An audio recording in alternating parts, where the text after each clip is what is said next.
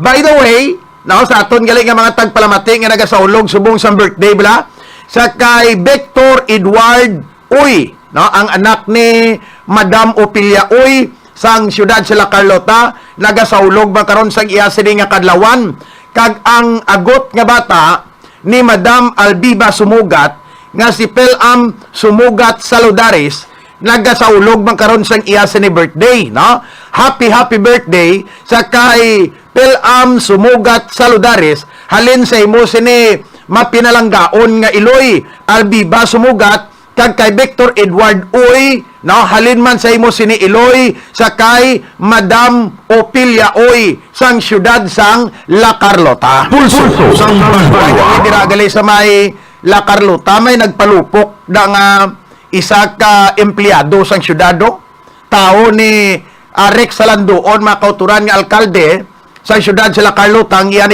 nga obraya pamahog.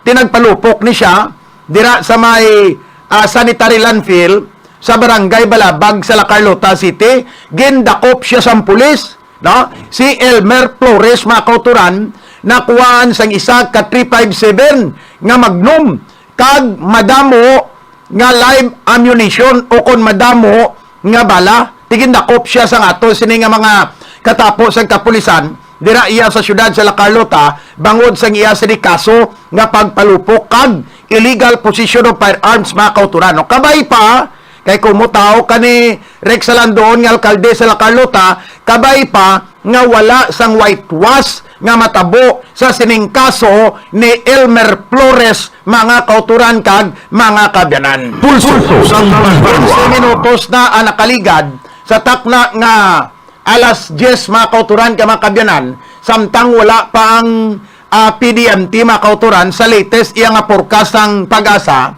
ari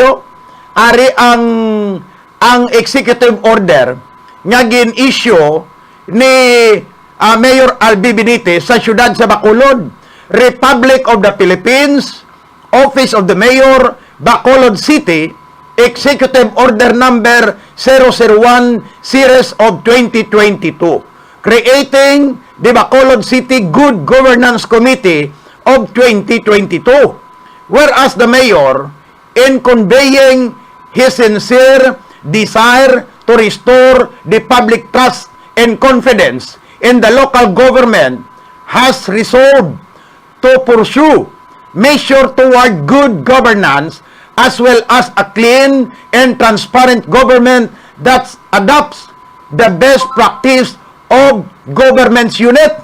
Whereas in such pursuit of good governance and in search for the truth, for which there was great public clamor, there is a need to review previous transaction of the city in order to ensure that only obligation that complied with applicable laws, rules, and regulation will be honored by the current administration.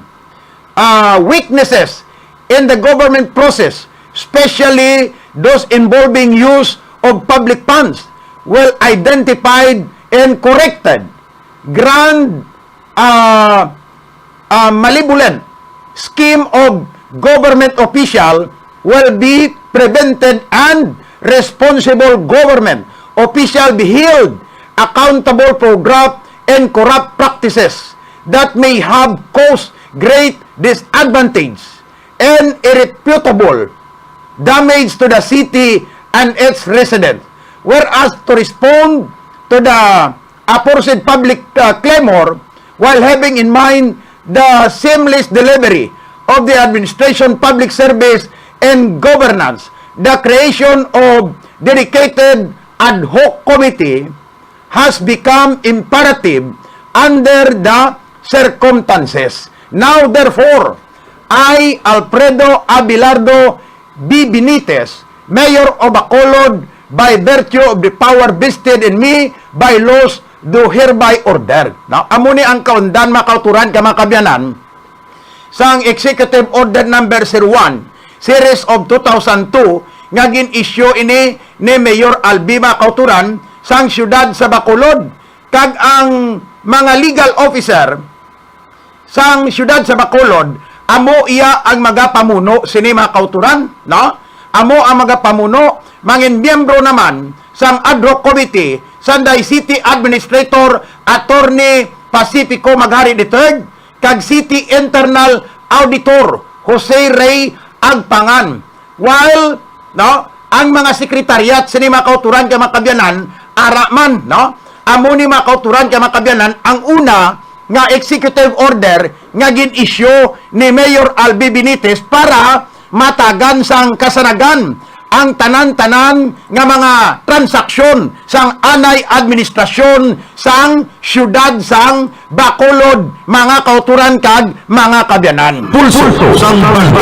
19 minutos na ang nakaligad sa takna nga alas 10, no? Samtang wala pa yung generang kuana. Ang PDMT, no, kung wala pa, ipabati taliwat ang inaugural speech ni Mayor Albi sang nagligad iya nga Biyernes nga ginpatigayon dira iya mismo sa may New Government Center sang syudad sang Bacolod. Go ahead, engineer. Sa ini nga tion, amon ginaagda kag ginaimbita ang tanan sang Bacolod City to please put your eyes and attention on the screen at the sides. Let's get to know who is Mayor Alfredo Abelardo B. Benitez. Alfredo Abelardo Abi Benitez, born on December 20, 1966 to Betty Bantog Benitez, former Executive Director, Cultural Center of the Philippines, and Dr. Jose Conrado Benitez, former Deputy Minister on Human Settlement. His brother is Jose Francisco B. Benitez, representative of the 3rd District of Negros Occidental. His grandmother is Lola Remigio Idiong Bantug, a Bacolena philanthropist. He is a loving husband to his wife, Dominic Nicky Lopez Benitez, and a doting father to his 2 children. Javier Miguel L. Benitez, newly elected mayor of Victoria City, and Bettina Marie L. Benitez. He finished his primary and secondary education at La Salle Green Hills. He graduated Bachelor of Science Mathematics from College of William and Mary, Williamsburg, Virginia, United States of America. He also took Leaders in Development program as his executive education at the Kennedy School of Government, Harvard University.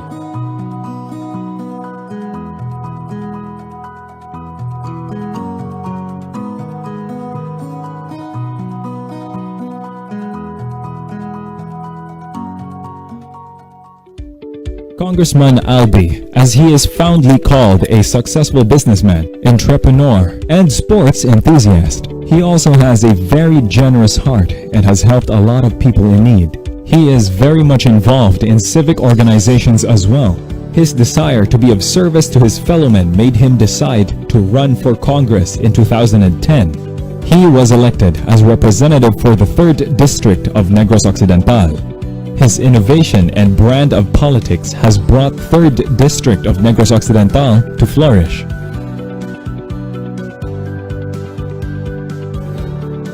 In his 3 terms in Congress, the 3rd District of Negros Occidental benefited from all of his programs and advocacies, especially on healthcare. Through his endeavors, Negros Occidental Comprehensive Health Program, or NOCHP, was launched in 2010, which provided health insurance to indigent families in Negros Occidental.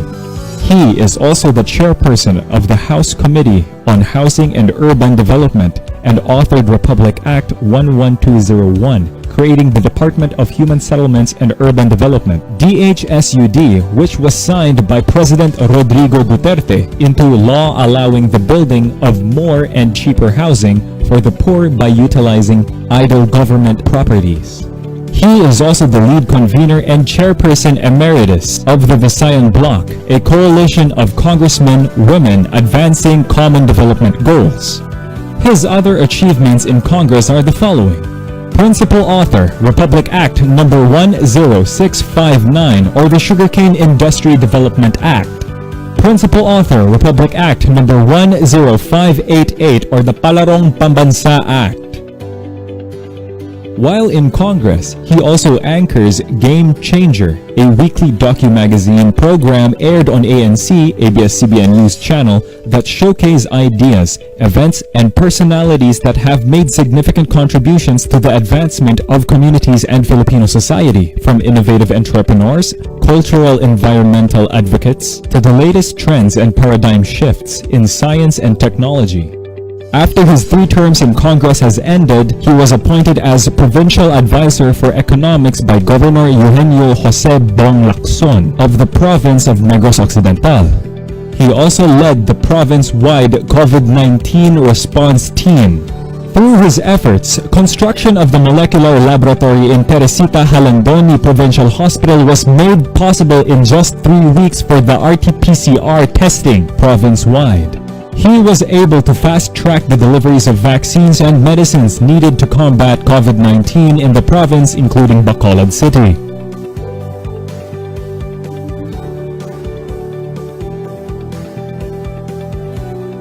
He is also the provincial chairperson for Negros Occidental of the Partido Demokratiko Pilipino, Laban ng Bayan, PDP Laban.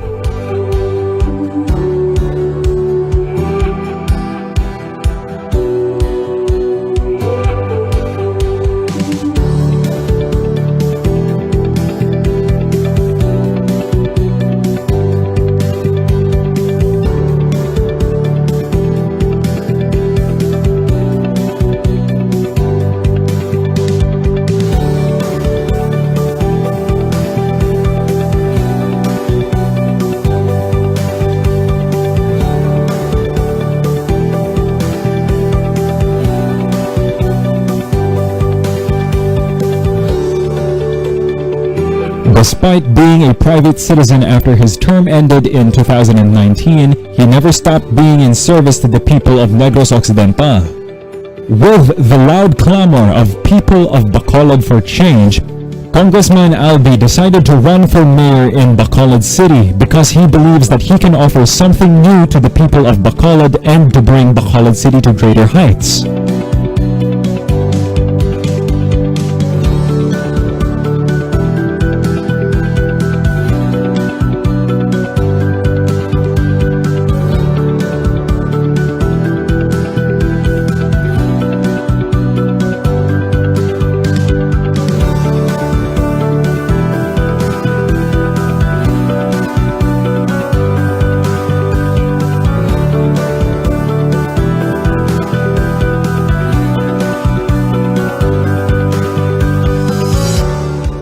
Together with Team Ascenso and local government unit of the city, change for a better Bacolod is coming. Governor Bong Lacson, no? The first time in the history, if I recall, that a governor participated in the inauguration of Bacolod City Mayor.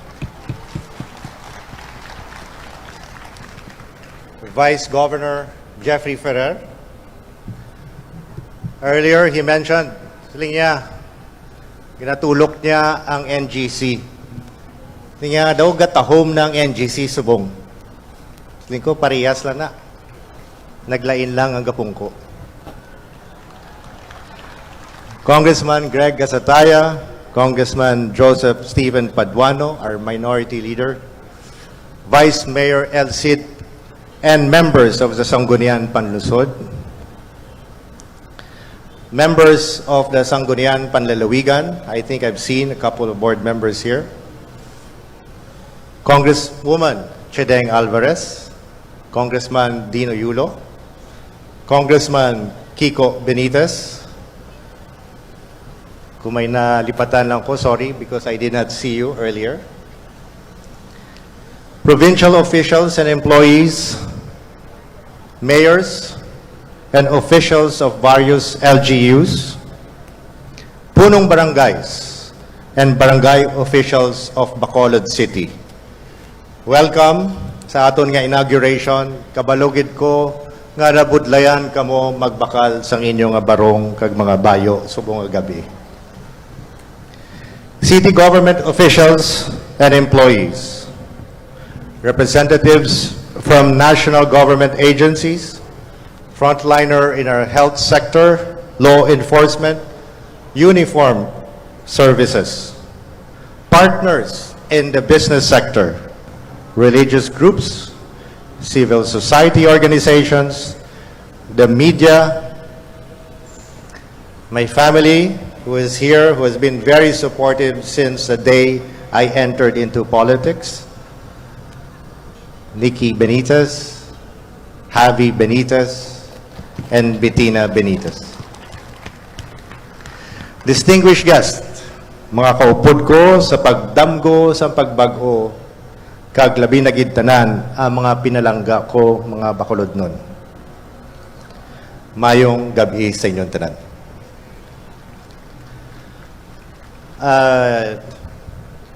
Miskin gapong ko kamo, I would like to invite everybody, ialsa ang aton nga kamot. Ibayaw naton ang simbolo sa pagbago. Ang letter C, nga ginusar namon sang kampanya, kay amo na ang amon nga handom para sa Bacolod. Ang pagbago, nag-abot na. Madamo ngayon salamat. Labi na gid sa mga subong lang nag-alsa sang ilang akamot. Ginbaton ko ang challenge nga maglagan sa Bacolod City tungod sa isa ka rason. Ang rason nga magdala sa pagbag-o sa syudad sa Bacolod kag magbulig sa mga pumuluyo. Madamo ang inyo nga nadulaan sa paglaom nga mga bangon halin sa pagpigado labi na gid sa tiyempo sa pandemya. Madamo sa inyo na give up na sa inyo mga damgo. Madamo sa inyo nagaisip nga hasta lang kita diri. Ibalik naton ang pagdamgo. Magdamgo kita liwat. I wanted to inspire Bacolodnons to dream again. And not just dream, but dream big. I wanted to present a people of a wider range of possibilities for Bacolod, better prospects for their families, and a brighter future for their children. Simple lang gid ang handom ko. Ang magbalik, ang pagpati sa tawo nga may kadalagan diri sa Bacolod. Nga may pag-asenso sa syudad sa Bacolod. Ginupdan niyo ko sa pagdamgo sang asenso para sa Bacolod. Nagsalig kamo sa akon ang mga plano para sa pagpag-o sa inyo pagpalangga kag pagsalig sa akon. Madamo gid nga salamat.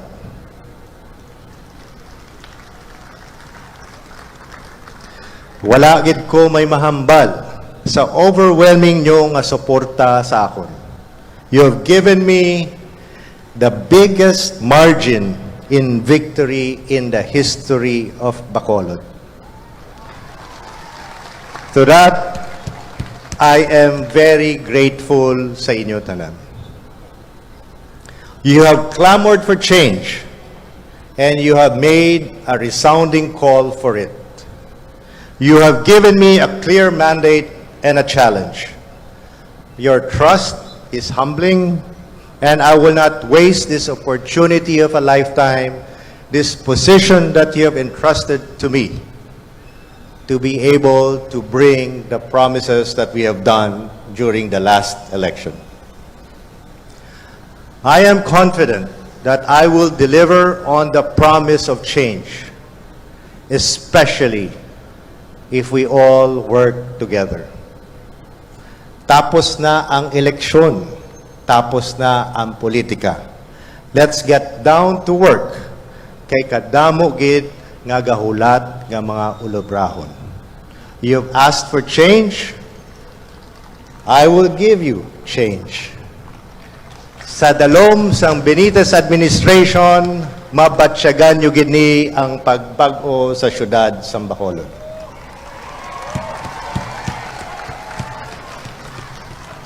Let's focus on the immediate task at hand.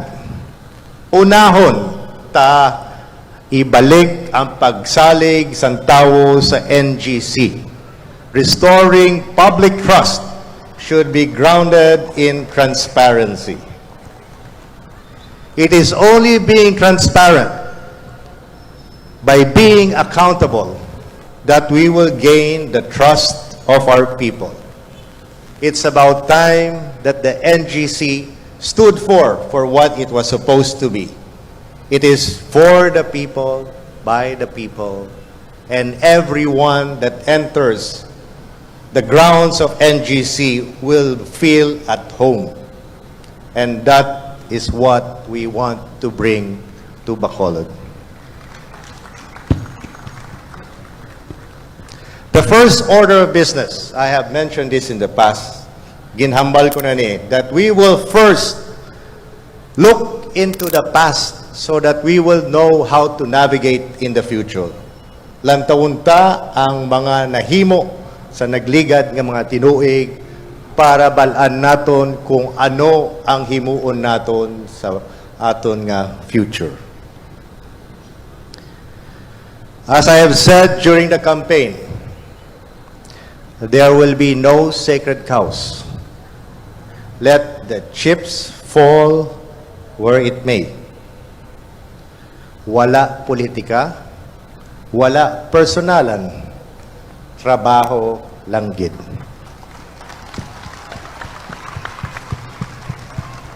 We will start clean, a clean slate.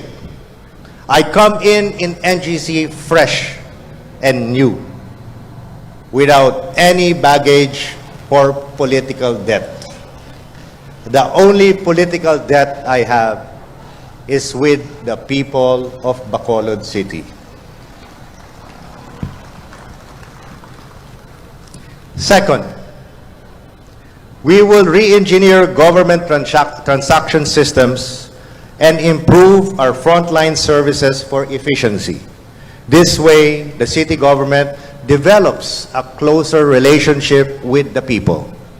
We will accelerate the digital transformation of the city's bureaucracy and digitalize the permitting process, and we will start with the office of the building official.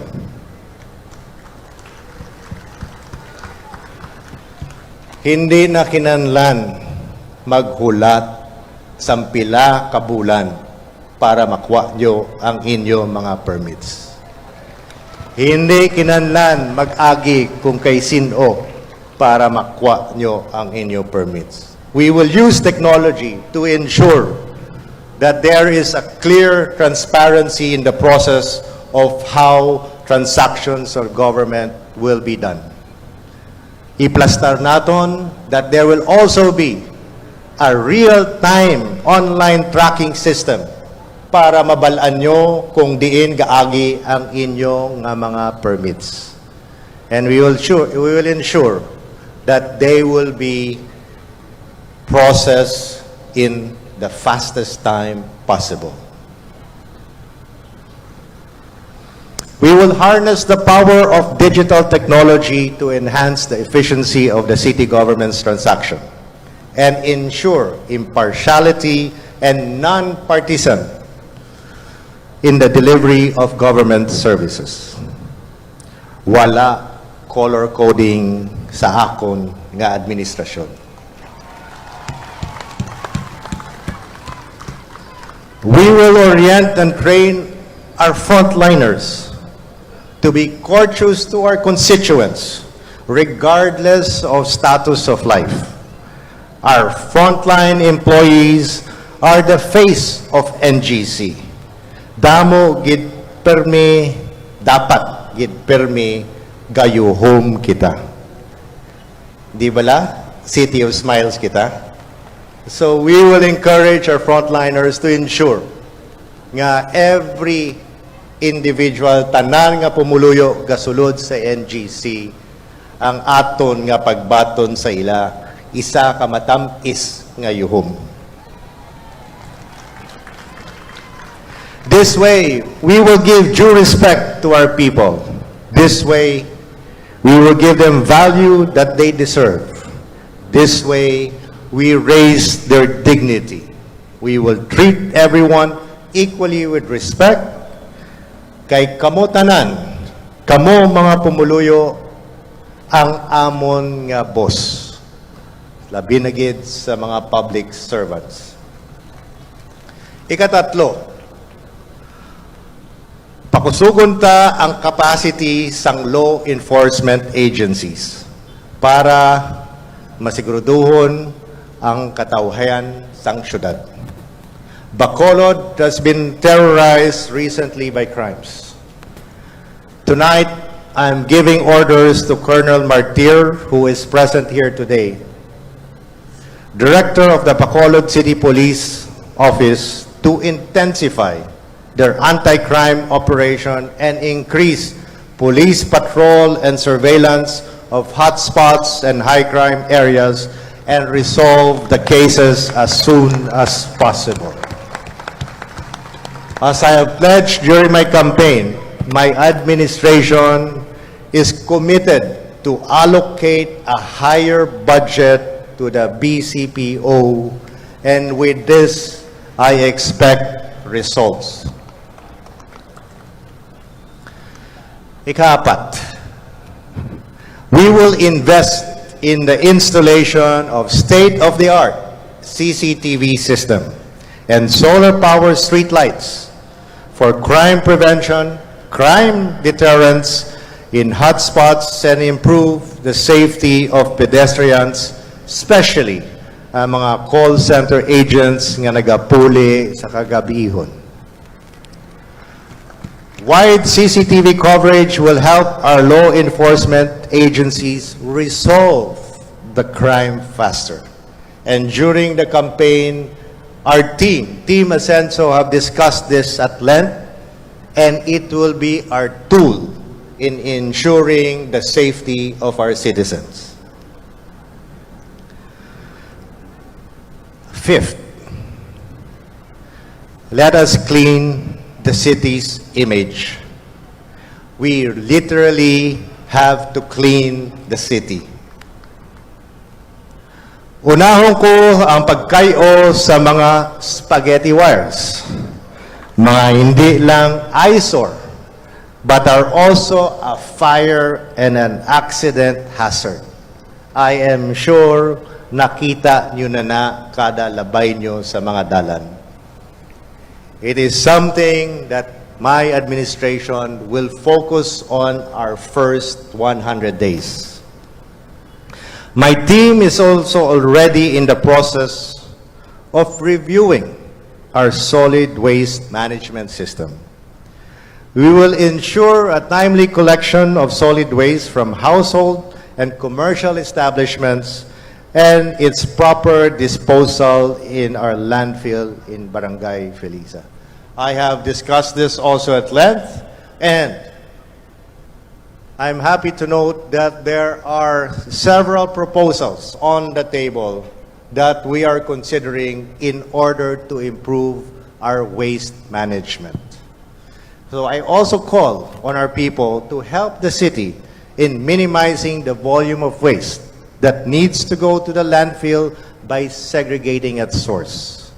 And one of the proposals that we're looking at, that they will be given the program of trash for cash. If they segregate plastics and certain valuable, recyclable products at source, they will be given cash in return. This will not only address our garbage problem, but also provide an alternative source of income for our people. Protecting the ecological integrity of our city also requires long-term planning that integrates ecological and social justice principles in urban design.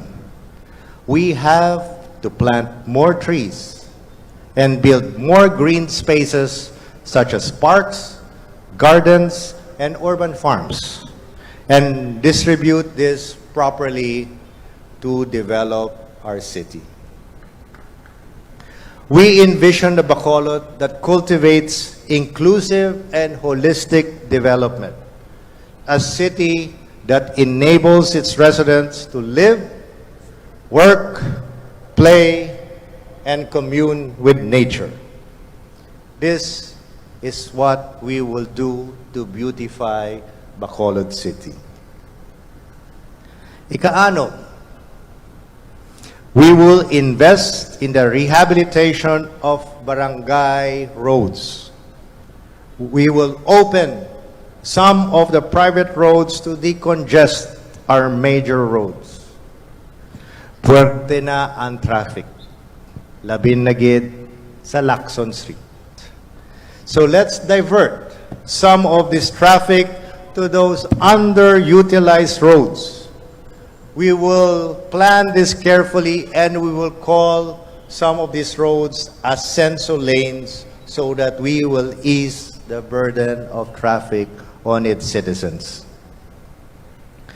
Pero nagapati ko that the best city is not where people reach their destination with cars, but where people could walk, bike from their home to their destination.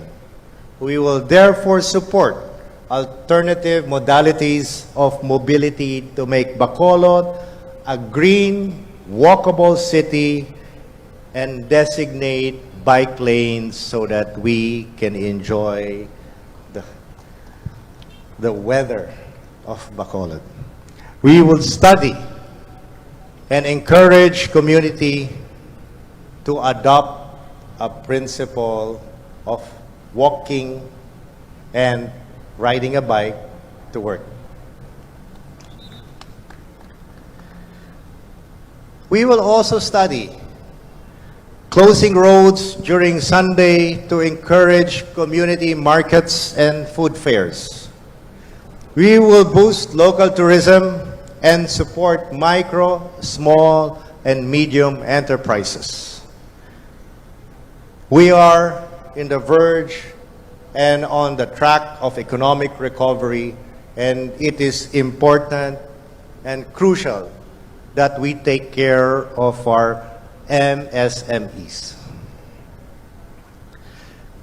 Ikapito, to further support small food businesses, we will invest in rehabilitating and rebranding our public markets.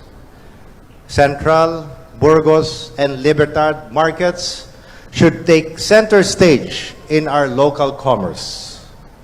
We will also streamline the downstream food supply chain and strengthen our farm-to-market linkages to lower food prices. I have discussed this with our Department of Agriculture, and we are looking into how to bring down food prices by making the supply chain more efficient. Ikawalo, balang ko nagutom na kamo, dasigong ko na lang niya. And our topmost priority is establishing what we will call the Bacolod Comprehensive Health Care Program as soon as possible. I have the commitment of our Sangguniang Panlusod that they will expedite the approval of the enabling ordinances and the necessary funding to activate this program.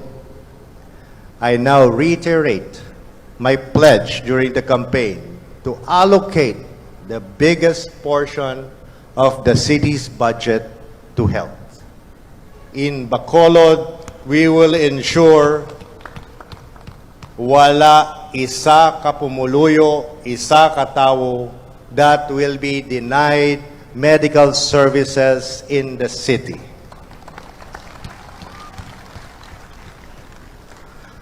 We already have met with the management of government and private hospitals several times.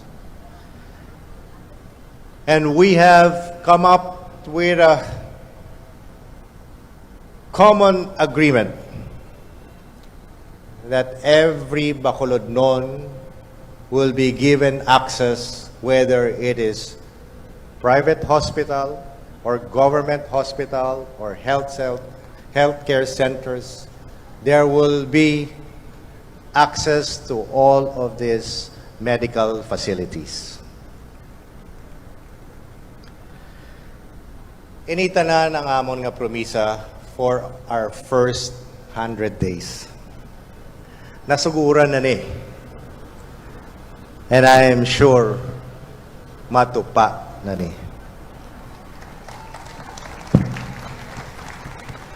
As part of our long-term plans, my team is already discussing on how to build a minimum of 5,000 on-site housing units in 1 year's time. Hindi na naton i-relocate ang informal settlers sa mga layo nga lugar. As I have said during the campaign, ang aton pahalinon ang tag-iya sanduta para mabilin sa mga pumuluyo ang ilang nga ginaistaran. We will make sure that there is adequate housing facilities, decent and affordable para sa ila. It is a change of the current policy that housing are relocated in relocation centers far from the center of the city. On this, we differ from them because we are proposing on-site housing program. On top of that, we did mention that for those that will have a hard time, for those that by circumstances and the environment will give them a hard time in paying their mortgages, we have developed a program that what we will call House for Work. Kung hindi nyo masarangan, bayran ang inyo nga mga balay, hatagan kamo sang obra sang gobyerno para mabayran nyo ina.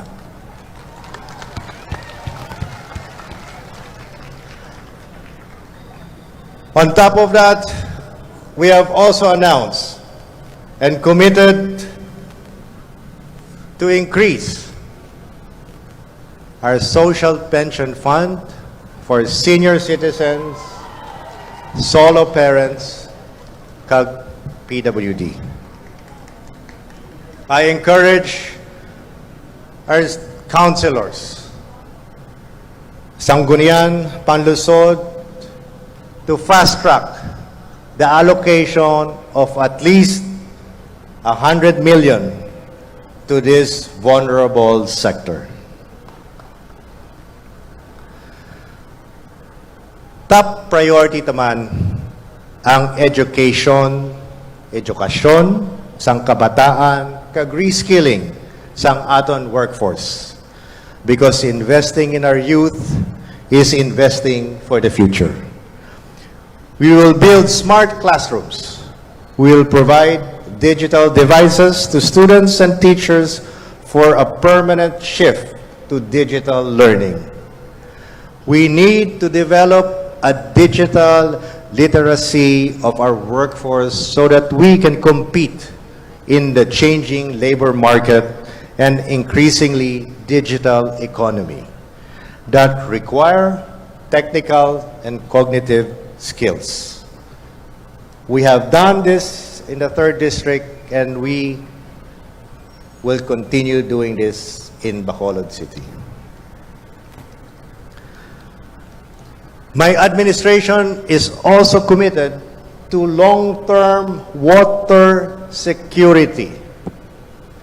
As groundwater aquifers in Bacolod become contaminated, depleted due to development and demand, we will need to increasingly depend on bulk water supply from either Talisay or Murcia are neighboring LGUs.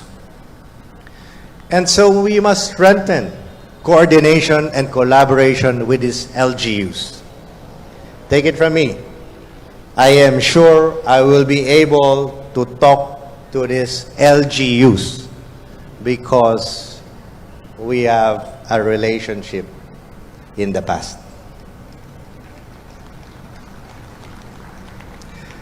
With a climate change disrupting water cycle, we have to think of water recovery, water treatment innovation to ensure supply of our clean water.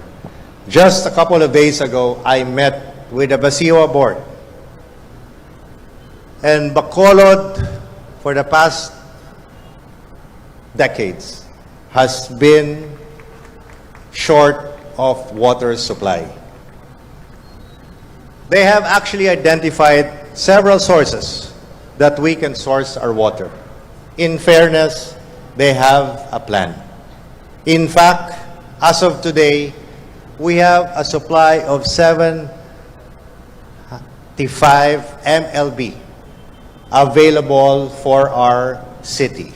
Unfortunately, the city requires 90 MLB. We are short by 15. There is actually a ready source in Murcia that is available. And the only thing that prevented it from supplying Basiwa for the past 2 years was a right-of-way issue for 2 kilometers. I would like to thank the LGU of Murcia for expediting this issue. And I think if Basiwa will return and take on this new development, we will have sufficient water before end of this year.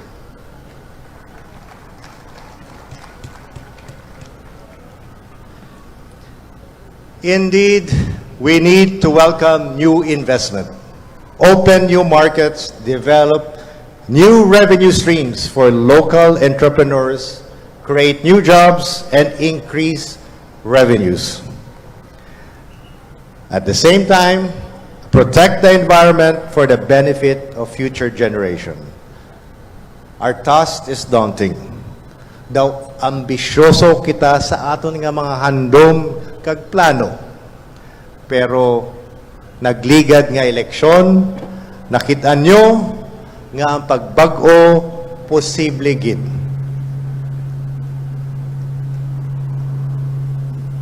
Ang aton nga pag-updanay, isa sa yabi sa paghimo naton sang tanan nga mga plano. Sa pagkadto naton sa isa kasikat nga Bacolod City, isa nga super city ang aton nga handom. Sang primero, sang akon nga paghambal di, I said, let's dream. Let's dream big. With you together, moving towards this dream and dreaming again, I am almost sure that we will accomplish the impossible.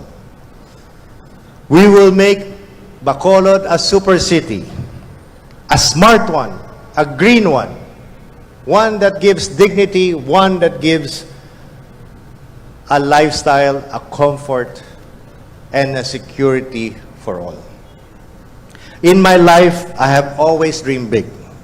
In business or in politics, I have always aimed to be different, to chart new path, to break new grounds, to be a game changer. Many times, I had to go the extra mile and gave beyond what is expected of me. As evidence, I am standing here today because of that principle. Today, we begin the journey to go the extra mile. Kaya ang Bacolod, dako ang potential. We will broaden our horizon and Bacolod will be a super city, a global city with a diversified economy, a skilled human resource, a model for green development, and a model for good governance. I have no doubt that we will achieve this. Kay ang Bacolod nun, hindi lang buot, hindi lang isog, tikalon pa. We will achieve what others thought we will not achieve. Wala gid imposible kung tanan kita gaobdanay, gaugyon, kagapati sa atong nga mga lawas. We can do everything. We can do anything. Even our biggest dreams. Bacolod, let's dream again. Madamo nga salamat. Asenso, Bacolod. Madamo gid nga sa lahat. Pulso sang Banwa. Pedro Abelardo, Albi Bantog Benitez. Inaugural speech ni Mayor Albi sang nagligad iya nga Biyernes mga kautoran. Pero dali lang gid, hingagaw na lang na engineer be. Nagayo kag nagbilib sa epektibo sang iBerry. Ari si Gina Flores nag-ayos sa iBerry. Tungod sa akong problema sa mata, di ako gaano makakita, naga-blurred ang akong pananaw. After using iBerry, nagtinaw ang akong pananaw, hindi na nagaluha-luha ang akong mata, katarata nagnitis. Ang iBerry mabakal sa Mercury, Negros Grace Pharmacy, kag sa inyo suki nga mga butika. Mahalagang paalala, ang iBerry ay hindi gamot at hindi dapat gamiting panggamot sa anumang uri ng sakit. Madamo na nagayo kag nagbilib sa epektibo sang iBerry. Ako si Gigi Norbe, 26 ang edad, taga Barangay Malbar, Pontevedra, Negros Occidental. Hindi na ako mayo makakita kung layo. Nabatian ko sa pasayad sa radyo ang iBerry. Nag-testing ako sa may gamit. Subong makakita na ako biskan layo. Napasalamat din ako sa madamo sa iBerry. Ang iBerry mabakal sa Mercury, Negros Grace Pharmacy, kag sa inyo suki nga mga butika.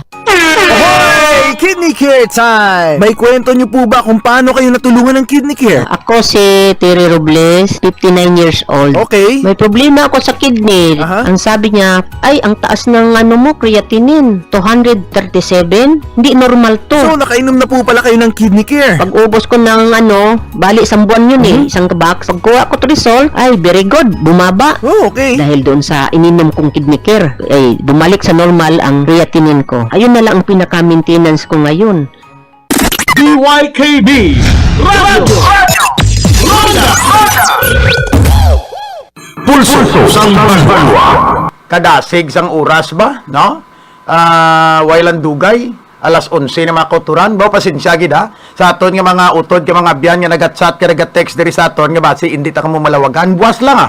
Mabuwasan ta lang ha. Kay ginuna ta lang to kay na ang inaugural speech ni Mayor Albi diri iya sa bahin sang NGC sang nagligad iyang Hulyo 1 siring tuig 2022 mga kauturan. Alang-alang na tiempo ta ang inyong kubos nga lagad, ang inyong abyan sa kanginan, Lari Concepcion nagasiling. Madamo nga salamat kag mayong aga Banwa. Pulso sang Banwa. Inyo nabatian ang palatuntunan. Pulso sang Banwa. Pulso sang Banwa. Tubtob sa liwat.